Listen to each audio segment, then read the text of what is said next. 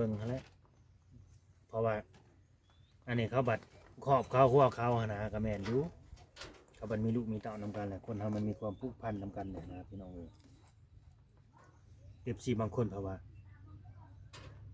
พ่อแม่มาจับแยกออกจากกันคล้ายๆบางคนเขาก็บ่เข้าใจหัวอกผู้เป็นพ่อหั่นนะคือไอ้จอยนี่แล้วก็คิดว่าแห้งก็คือว่าแต่ลงแต่ละคลิปหั่นแหล้วก็ให้ผู้ใหญ่หยังมาเว้ากันบัดผัวทั้งนั้นผัดบ่มาได้ว่าได้ซะบางเทื่อไปเนาะบางเทื่อเฮาบ่ฮู้ผัวตีเด้ผัวตีผัวหยังเฮาสิไปฮู้บ่ซะทุกนั่นละสิลักมือละได้เราเอาหน่อยคันยังบ่ให้เรามือนะ หลักเมื่อโลดหลักเมื่อโลดเฮ็ดได้เฮาบอกฟังแล้วเมื่อโลดหากระวังพอให้ดีได้เว้าเราเว้าเราเว้าตัดอยู่ได้แม่นพอนะเราเคยบอกเลยอันนี้บ่แม่นว่าอย่างใดวันนี้เฮาก็เพกน้องย้อนแบบเฮาเมื่อเนาะเฮาเมื่อแหละต้องเอาผู้ใหญ่มาเว้ากันถ้าแม่นว่าผัวคิดฮอดผัวต้องเอาทั้งพ่อทั้งแม่มาเว้ากันอันนี้เพิ่นก็บ่มาเด้จ้ะทางนั้นก็บ่มาหลักมาแต่มือเดียวนั่นก็แล้วเลยอย่าได้บอกหมดตอน อ้าว อึ้งบ่เจ้า แล้วข่อยก็บ่จักแนวสิเว้านำแล้วแต่ให้เพิ่นสิ ตัดสินใจ การกันเองเอาให้คำแนะนำหยังบ่ได้ แม่ ว่ามันสิผิดทั้งนั้นทั้งนี้ แม่อันเรื่องนี้เป็นเรื่องของ ครอบครัวคือ ครอ เพิ่ บ น ครัวของเพิ่น คำแม่นว่าคือน้องว่าแหละคำแม่นว่าผัวคำแม่นว่าอยากได้เมียเมื่อก็เอาผู้ใหญ่ทั้งนั้นมาเว้ากันนัดกันเดือนใดปีใดทั้งเถื่อเมื่อโลเล่เถื่อเขาตีได้สาเหตุอะไร อย่าลืมกดติดตามเพื่อเป็นกำลังใจให้ผมด้วยนะครับทุกคนขอบคุณมากๆครับน้องตุ๊กได้หยังอันนี้น้องตุ๊กฮะ เอาน้ำแข็งไอ้ ปลาน้ำแข็งน้ำอ้ายเอาไปเฮ็ดหยังเราเอามากินมาเบิ่งน้องตุ๊กก่อนเอาน้ำแข็งไปซ้ายอันไหนต่อน้องกระตุกกระติกลูกใส่ลูกคือว่านอนอีกแล้วนี่ เด็กนอนเลยสบายดี หัดคอตัวเองแล้วน้องกระแตก็ได้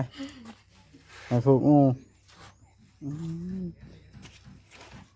คนน้อยมันกินมือแล้วเสียอ่านหัวละมุดให้บอกกลางคืนน้องตุ๊กเอาน้ำแข็งน้ำมะนาวกินน้องสีนอนผัดมาเพียงไหนให้น้องแต่เอานอนไปนั่งอยู่กลางขันจะเทืองป้าฝน ต้อ สิ งไปน้ำเฮา ไปใช้ เอาหัว อยู่ใช้มะม่วงผู้ใดอย่าไปมะม่วงเพิ่นนะ เฮ้ยขอลูกสู้ไปบอก ฮะ ขอลูกสู้ ไปขอลุงชูไ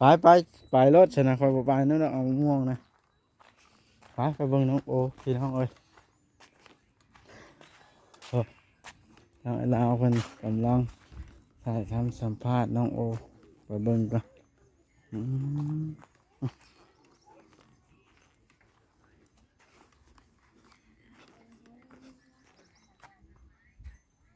บ่จ้อยดินแล้วฝนตก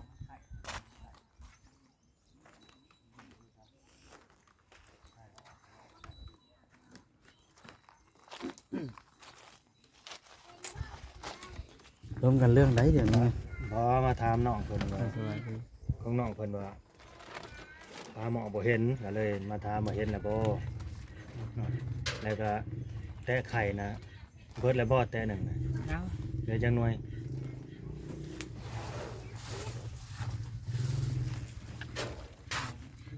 เรือ18หน่อย หลายหน่วยเลย เบิดแล้วก็แตะมันน่ะเฮ็ดหยังก็แตะมัน เหลือ21หน่วย เด้อก็แตะมันเด้อ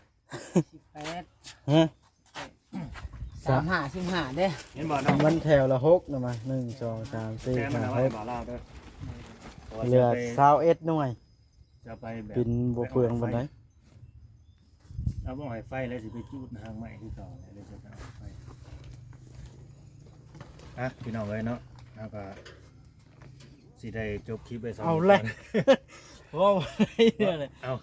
เอา ก็ค่อยถ่ายแต่น้องตุ๊กบ่ได้บ่บ่ สวะ ตั้งถ่ายได้เพื่อนมันก็จบคลิปแล้วมาต่อให้มันจบนี่สิได้ กำลังย่างมาพังนะว่าเพิ่นมีคุยกันหยังเพิ่นเนาะ บ่ก็มาบอกเวียกน้องแน่มาสั่งเวียกน้องแน่สั่งเวียกสั่งงานนำแน่คือนี่ก็สัมภาษณ์น้องเพิ่นไปนะก็เลยมาต่ออ้ายอีกพี่น้องเอ้ยอันนี้ก่อนสิจบคลิปก็สิถามความรู้สึกน้องโอผู้เป็นอ้ายเด้ออันนี้คือน้องโอนี่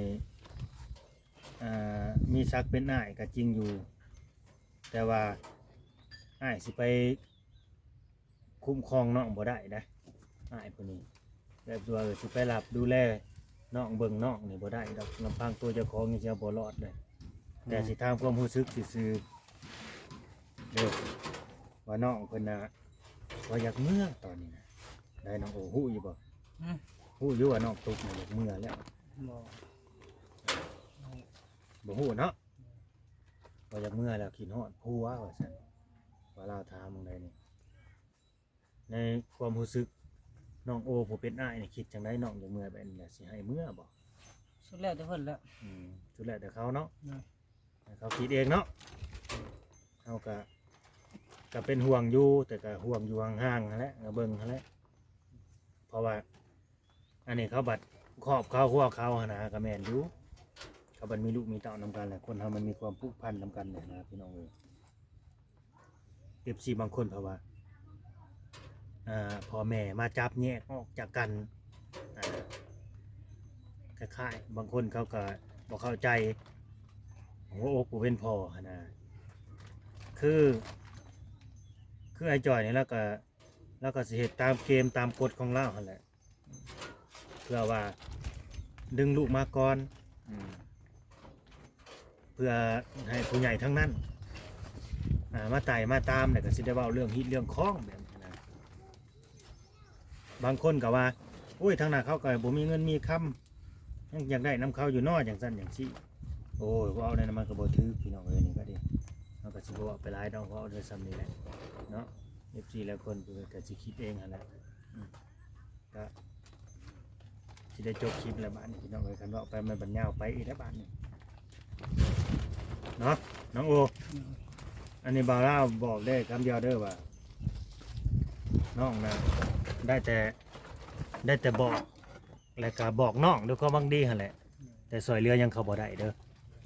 ซอยเรือยังเข้าบ่ได้คือตอนนี้นะเฮาซอยเรือเจ้าของให้มันรอดก่อนเอาเว้านั่นน่ะรถได้อยากนอนอีเลย3 หาวเลยได้นี่มานั่งอยู่นี่3 หาวถ้าว่าภาษาไทยว่า3 หาวนี่คือบ่ดีเลยได้ อันนี้คือ3 หาวนี่อยากนอนนี่3 เทื่อหาวเลย เจ้าสัมภาษณ์เล่าก็พยานเล่าจากเมื่อบ่น้องตุ๊กนะ แม่น อ่า เอาบ่ได้ฮู้หยังบ่ ได้ ยังบ่ได้สัมภาษณ์น้องบ่โอเคซะไปต่อน้องเลยเด้อว่าบ่ให้อยากฮู้เนาะสบายดีน้องโอ สบายดี เด้อสบายดีเด้อสบายดีเด้อพอลูกเพชรบ่บัดตามสบายเด้อบัดนี้ สิถามน้องโอกันจักเล็กจักน้อยใช่นะแล้วอันทางพ่อจ้อยเพิ่นไปทางไหนถ้าจังบ่มาแล่นเรื่องเพื่อนเนาะน้องโอ เพิ่นไปเฮ็ดเวียก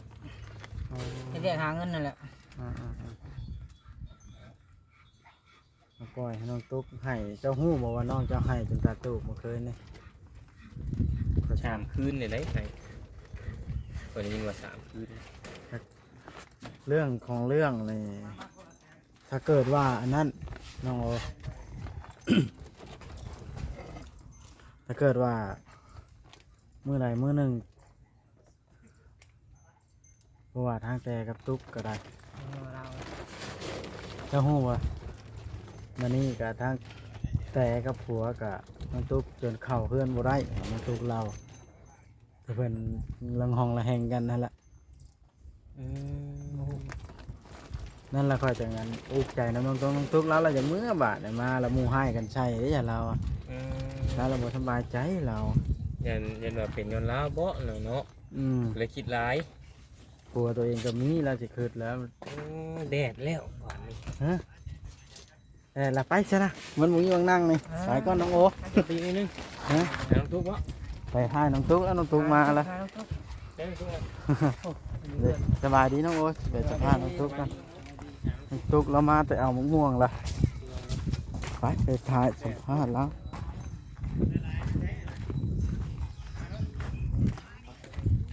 เด็กน้องตุ๊กมาไปทำไปเลยอ้าวน้องตุ๊กกำลังดูปีนกับผัวเรื่องน้ำแต่ น้องเต๋ ลักษณะให้จะแหกสัมภาษณ์ไปหน่อยน้องตุ๊กก็อยู่เป็นหยอกกันว่ารับแล้วก็น้อยเนาะ บ่ว่าขอสั่งนี่ สบายดีก่อน สบายดีเอาเร็วเอาเร็ว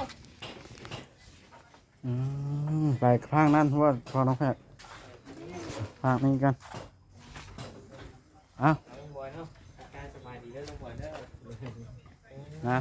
มาเอา เป็นไงน้องบอย เอากันขอสาบกระดาษกันชาเลยเอา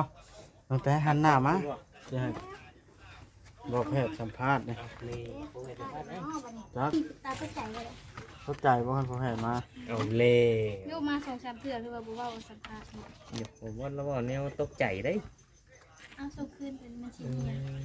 เด้อ อ้าวเขาเปิดไทยน่ะ เอ้า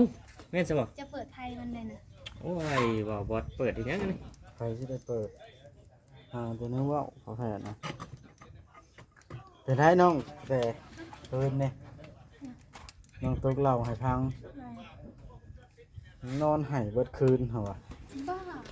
ฮะ เจ็บท้อง ไห้นอนห้องไห้เจ็บท้อง เจ็บท้อง เราบ่ได้เว่าว่าเจ้านอนให้ได้ ว่าใครนอนให้ น้องตุ๊กเองได้นอนให้ ไม่จิจากโนโนนี่ พอแพทย์ว่าสิเราถามน้องเต้น แม่เพิ่นมาถามแบบ เราคิดฮอดกลัวแห้ง คิดว่าแห้งก็คือว่าแต่ลงเป็นละคลิปหาแล้วก็ให้ผู้ใหญ่อิหยังมาเว้ากันแบบผัวทั้งนั้นผัดบ่มา อืม ได้ว่าได้ซะบางเทื่อไปเนาะบางเทื่อเฮาบ่ฮู้ผัวตีเด้ผัวตีผัวหยังเฮาจะไปฮู้บ่ซะ ตุ๊กน่ะเราสิลักมือเราได้เราเอาหนังคันยังบ่ให้เรามือนะ หลักเมื่อโลดหลักเมื่อโลดเฮ็ดได้เฮาบอกฟังแล้วเมื่อโลดหากระวังพอให้ดีได้เว้าเราเว้าแล้วเว้าตัดอยู่ได้แม่นพอนะเราเคยบอกเลยอันนี้บ่แม่นว่าหยังใดวันนี้เฮาก็เทกน้องย้อนแบบเฮาเมื่อเนาะเฮาเมื่อแหละต้องเอาผู้ใหญ่มาเว้ากันถ้าแม่นว่าผัวคิดฮอดผัวต้องเอาทั้งพ่อทั้งแม่มาเว้ากัน อันนี้เพิ่นก็บ่มาเด้จ้ะทางนั้นก็บ่มาหลักมาแต่มือเดียวนั่นก็แล้วเลย นี่จะได้บอกบอดตอน อ้าว อึ้งบ่เจ้า แล้วคอยก็บ่จักแนวสิเว้านำแล้วแต่ให้เพิ่นสิ ตัดสินใจ การกันเองเอาให้คำแนะนำหยังบ่ได้ แม่ ว่ามันสิผิดทั้งนั้นทั้งนี้ แม่อันเรื่องนี้เป็นเรื่องของ ครอบครัวคือ ครอ เพิ่ บ น ครัวของเพิ่น ข้าแม่นว่า ขอความคิด คื เห็ อน หลายบ่ น้ ได้ องว่าแหละข้าแม่นว่าผัวข้าแม่นว่าอยากได้เมียเมื่อก็เอาผู้ใหญ่ทั้งนั้นมาเว้ากันนัดกันเดือนใดปีใดทั้งเทื่อเมื่อโลเล่เทื่อเขาตีได้สาเหตุอะไรจ้ะปัดแห่งบ่มีเบอร์มีหยังโทรหากันเด้ แม่นบ่พ่อแพทย์ แม่ เขาก็สิบ่ตีกัน คือ เขาเนาะลูกเขา จุดประสงค์ของน้องแต้อยากให้ผู้รักผู้ใหญ่มาเว้ากันจับเจือนะ แม่นอยาก สมมติว่ายังบ่มี ให้ เงินขอเงินหยังก็อยากให้เว้ากันไหมเพราะว่าผิดนัดผิดหยังก็ให้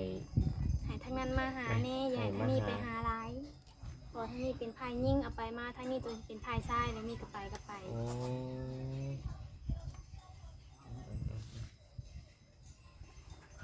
แล้วเจ้าได้เว้ากับน้องทุกวันนะได้ซะ ก็ถ่ายอีพอมาก้อนแม่นมึงอยากเมื่อแต่เรายังไปเห็นเรียกอยู่ก็บอกเพิ่น ต้องตุ้มมาเว้านำบ่ว่าจะกลับ เพิ่น บ่ได้เว้า จะคืนแล้ว บ่ได้ เรา เว้า เว้า เฮาเนาะ จะคืนแล้วเรานอนให้แล้วนะ 3แล้ว 3คืนแล้ว 3คืนแล้ว ให้กลับ ก็ดีใจว่าคือกันเลยคือห่วงน้องไปก็บ่แม่นว่าสิบ่ให้น้องเมื่อแต่กันจังซี่มันบ่แม่นเฮาก็ให้เมื่อน้องก็แต่รูปแบบน้องก็คื คือน้องว่าแหละย่านรูปแบบแม่นเฮามาหึงแบบนี้เนาะ เป็ มาน หึงแบบ ง่ายๆก็เป็นห่วงน้อง เป็นห่วงบัดนี้เพราะว่า อ่า เฮาก็รู้แบบเฮาก็ฮู้ดีว่าเป็นแนวใดหันนะ อืม พี่น้องเอ้ย แสดงว่าเจ้าก็บ่ได้ฮู้เรื่องนี่เนาะว่าน้องตุ๊กนอนให้น้องตุ๊กก็ ข บ่ นา ได้ ด เว้า มื้อ ให้ ว่า ฟัง ผัวเพิ่นมาหายังบ่ฮู้ อืม จนมาแต่ห้องหมอเพิ่นจัง เอา ฮู้ แล้ว เลย นี่ต้องเอาน้องตุ๊กมาให้น้องแต่เว้าให้ฟังเนาะ แม่นให้น้องแต่อธิบายให้ฟังมันเป็นอย่างนั้นอย่างชั้นสาเหตุที่ยังบ่อยากให้เมื่อ ถ้าสมมุติว่าเนื้อใดก็ละสิเมื่อเนื้อใดก็ละสิเมื่อเด้ ก็โทรหาอีพ่อมา โอ้คือกันแล้วน้องแต่ก็ได้เนาะ อืม เพราะว่าละจนสิหลับเมื่อละใด รักเมื่อโลดนะ อืมเจ้าสิให้เอาหลานเมื่ออยู่บ่นี่ อืม น้องแต่บ่ยอมบ่ยอมให้เอาหลานเมื่อ เพื่อนผู้บ้านบ่เพื่อนผู้บ้านบ่ ไปยังไปแล้วเลยครับ เอ้าไปยังซะเมื่อกลับบ่ เชิญไปทางไหนนี่เบิ่งเอาให้สัมภาษณ์ก่อน สัมภาษณ์ก่อน เป็นว่าก็ได้เนาะ หนุ่ม จำพ่อแม่ทายสัมภาษณ์บ่เดี๋ยวนี้ แม่ แม่ เอาไป แล้ว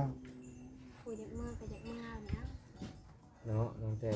ลองเรื่องราว เราเล่ากับเราน้ำนักเอาแต่ น้องแต่ ก ก็ ระมูนานแล้ว บ่ฮู้เรื่องปานใดน้องแต่ก็ได้อาจสิได้ยิน หมู่เลยนะ เอามาถามเนาะ เอา น้องตุ๊กนี่เฮ็ดย่านเอ้อยให้บ่ย่านพ่อให้บ่หรือว่าจะได้บ่กล้าเล่า โอ้ให้เอ้ย กับ ให้ เอื้อย ย้อนห่วงอะไรนี่ มันบ่เป็นห่วงเป็นใย เป็นห่วงเอาโห อืมเป็นหยังมากก็เฮ็ดจะได้มีแต่เอื้อยพ่อหั่นแหละเนาะเฮ็ดจะได้จ้ะบ่วิดกันคือเก่าหั่นแหละพี่น้องเอ้ย แม่นแล้ว ตุ๊กเราก็ รถค่อยได้เอาสัมภาษณ์เด้อเอาให้ เอาแล้ว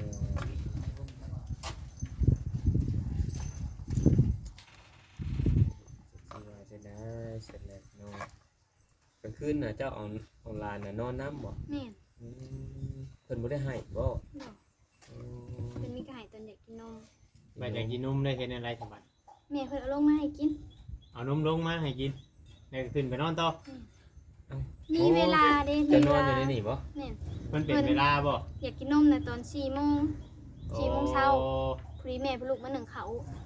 เอาแล้วน้องเตสิเลี้ยงหลานบ่เพื่อนโอ้อืมถ้าว่าน้องตุ๊กสิกลับ เจ้าก็บ่ให้หลานเนาะสิเลี้ยงหลาน เพราะว่า บอกบ่ฟัง พ่อก็บอกเด้นี่หายทั้งผู้ใหญ่ทั้งนั้นนะมาเว้ามันนัด อืม เพราะว่าฮอดเดือนฮอดหยังก็ทางนั้นบ่ได้เคยโทรมาบอกว่าตอนนี้ยังบ่มีเด้อดองเด้อจังซั่นจังซี่ก็ยังบ่ได้เคยโทรจักเทื่อ อืมคนมื้อ เขา นั้น บ่มาคำว่าทางนี้บ่เว้าเพราะว่าคนมันน่ะอยู่ร่วมกันเนี่ยเนาะ แม่น ถ้าแม่นว่าเว้าก็เว้าคือแบบนี้ได้ไปเว้าบ่ได้มีกระพิดกันเว้าบ่ได้มีกระพิดกันจักพิดเรื่องหยัง อืม ยังบ่ได้เอ่ยปากเว้าซ้ำพิดกันก่อน ให้ไปรวบหางมาหน่อยจนยังเดือจำหางลงวันนี้น้องเด็ก มันเป็นแบบนั้นตั้งแต่มึงเอามา มันล่นบ่คนมันล่น คนละล้น น่าสงสารแท้ น้องอันนี้เฮามาปัวอะไรมันจังไคแน่นะมะ อืมแม่นบ่ ตีนพอแผดดูอีหลี แม่นบ่รอคาบเด้ คนดูบ่ตีนแบบนี้นะ เอ้ย กินรอคาบเอ้ย กับรูปแบบมือสียะๆอ่ะเว้ยเขาว่า อืม มือด้านว่าเลยนะเว้ยโอ้ยเอาบอกบ่มีแล้ว รอไปสักทีนะ เอาอีหลี เนี่ย เอาได้ยินแม่แต่เว่าตอนยังน้อยแล้วว่า เบาหัวกันกับน้อง ว่า แก รูปแบบอิหยังวะมือยะๆเลยคนดูคนมันเราว่า มันเพียงบ่ เอาเจ็ดบอก สแปด เออ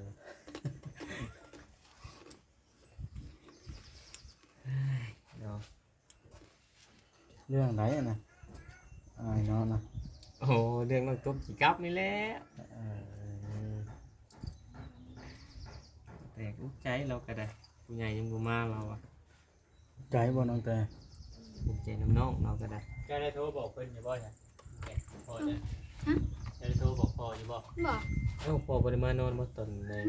อ๋อเพิ่นนอนอยู่บ่เฮ็ดเวียกเลย อันนี้ข้าวพอแพทย์มันมากนี่ด้วยกระแจดอกเดี่ยว อืม โทษจะได้กระเจนะแทงแห้งนะ สมองลุก นี่ เพราะว่าเขาเคยเห็นแล้ว น้องตุ๊กมาแล้ว มันทุกมื้อละเอามะม่วงแต่ สร้างเป็นอะไรใครเอามะม่วงมาหมานบ่นะ เอามาหลายแท้เลยกินเบิด อืม เอ้าสวัสดีเหรอคุณต้องหาหมา สอง หาหมาแล้ว สี่ห้าหมาดเพิ่นบ่ให้บ่เจ้าเพิ่นเอาหลายหมาดแท้ อ๋อต่อ ต่อ หาลูกไง หาลูก เดินสบายดี น้องตุ๊กตุ๊กกระติก นี่เลยพี่น้องเลย พี่ยังจะไปฝังติดคือไว้ หมูคือกันไอ้กัน บ่ใบบางยุ่งบ่ เงิน คือว่าใบจ้ะ ใบหนึ่งใบพันใบชองเนาะ อืม จนเมื่อไปแล้ว ยังไม่ได้ท น้องตุ๊กสิตามมะม่วงกินบ่อ้ายสิกินน้ำได้ขั้นต่ำนะ ถึงกับทนไม่ไหวไปเอาหมักม่วง บ้านใครในบ้านประมาณบอก อืมบางขับกล้วย มันชาวกล้วยชาวกล้วยนี่เป็นไทยชาวกล้วยที่บอกผมเคยสัมภาษณ์เราที่เกลือได้จะเคยสัมภาษณ์บอกไปบอกไป มันนานบ่เคยบ่บดนี่กันนี่ อันใด สาวกล้วยนี่เนาะ ำชาวกล้วยอยู่ไสบ้าน นอกจากเบาดีเดียวเนาะทีมงานนี่เนาะ อืมบ่โอริก็บ่เคย สาว ต้อง ก เค ล้วย ยเบาดีทีมงานเราเห็ดก่อน เคยอยู่ อยู่ไส สาวกล้วย อยู่ไสชาวกล้วย เนี่ยบ่ทันบอกเลย เจ้าเคยสัมภาษณ์บอก บ่เคยแล้ว บ่ดีนี่สิเคย ได้ซื้อ เบาดีเคยอยู่ด้วยทีมงานอยู่บ้านนมเงี้ยวนี่เบาดีเล่าก็ห่วยให้พ่อกันก็บ่เตียงกูเนาะ อืม โดน้ำสิความนั่นเอ้ย เนาะสนะคลิปนี้นะ เลยไหนบอกว่า สิได้จบคลิปลงซำนี้ได้ข่อยคลิปหน้าจังว่ากันไหมตัดคลิปกันพี่น้องเลยเจ็บหัวดิบแห้งเดี๋ยวนี้แดดแข้งแดดเอาสัมภาษณ์เลยท่านเจ้า จุบไว้